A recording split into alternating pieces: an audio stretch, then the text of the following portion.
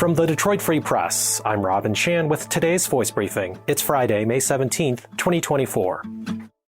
I'm Frank Witzel with the Detroit Free Press. Detroit station WDIV-TV Channel 4 is reportedly offering buyouts to its on-air news talent, including Weekend at Bernie sportscaster Bernie Smilovitz, according to a couple of online reports using unnamed sources. WDIV General Manager Bob Ellis did not directly confirm the reports, but told the Free Press in an email Wednesday that the station began offering in March a voluntary retirement incentive program, which he called a thoughtful pathway for our long-serving colleagues nearing retirement. Ellis added, "As you no doubt understand, we do not comment on station personnel matters," but implied that changes were imminent by saying that in the weeks ahead, we will celebrate with our viewers those who determine that this is the right path for them. News of specific buyouts were reported by Deadline Detroit, which said that a person familiar with the situation confirmed that in addition to Smilovitz, reporters Rod Melanoni and Mara McDonald also plan to accept the deal. The news outlet called the change a shakeup. However, it acknowledged it was unable to confirm the buyout deals directly with Smilovitz, Melanoni, McDonald, all longtime WDIV employees, or with Ellis, who Deadline Detroit said did not return its calls or emails.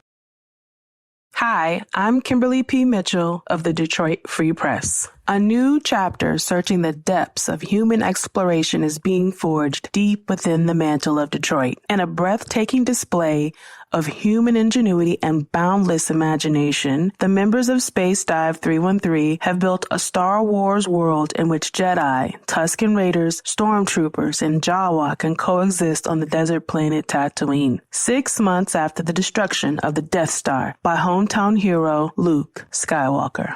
This is the setting for Space Dive 313, a parallel quantum universe party at an Imperial base, taken over by rebels at the Tangent Gallery on the outer rim of Detroit.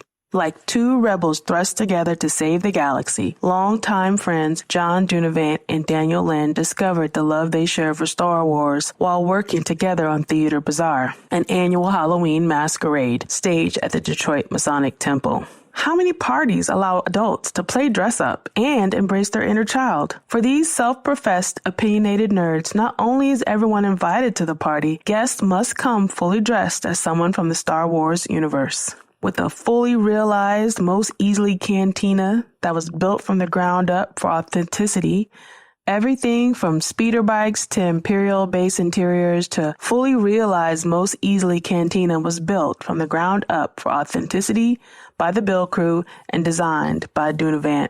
To build something that is bigger than all of us is pretty satisfying, Dunavant said. Detroit has long been a place where artists can thrive and build worlds like Space Dive. There was no other place in the world they could have built something like this or Theater Bazaar, Dunavant said. Co-creator Land said there's an undercurrent to the party, just like the films, that is important to them. Star Wars has always been political, Land said. We don't shy away from that dimension of it. It's a party, it's fun, but we are constantly recruiting rebels to fight the fascists, Dunavant added.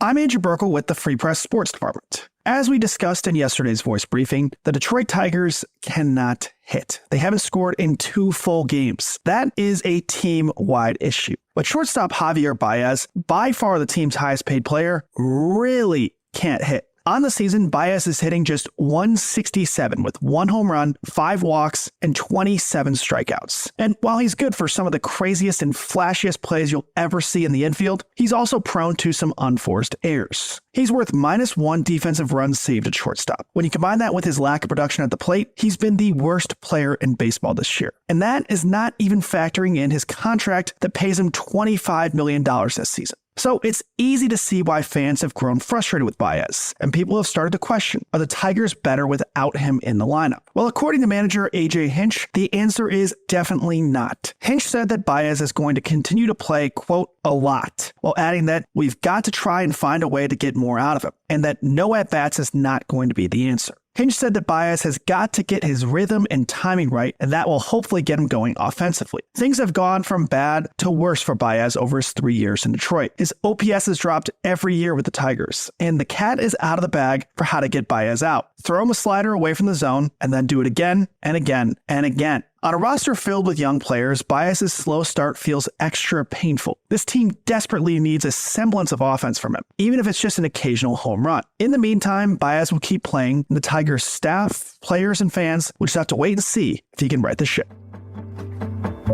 Find more from the Detroit Free Press on freep.com. That's FREEP.com.